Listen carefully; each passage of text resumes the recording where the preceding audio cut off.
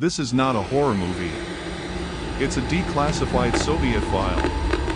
In 1959, 9 expert hikers sliced their tent open from the inside and ran barefoot into a frozen wasteland to die. They were not amateurs. They were some of Russia's most experienced young mountaineers. Their goal was a brutal winter expedition across the Ural Mountains, on a slope the native Monsey people called the Mountain of the Dead. Days later, a search party found their final campsite. The tent was abandoned, but all their winter gear, boots, coats, supplies, was still inside.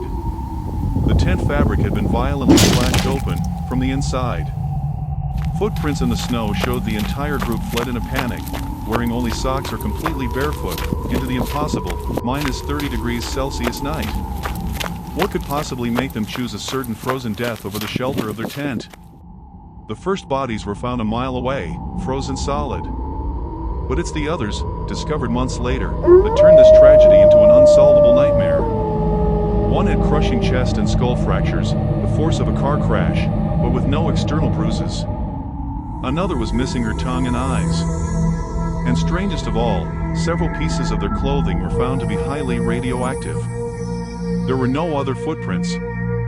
No signs of a struggle. The official Soviet investigation, after ruling out everything, closed the case, concluding the hikers died from a compelling unknown force.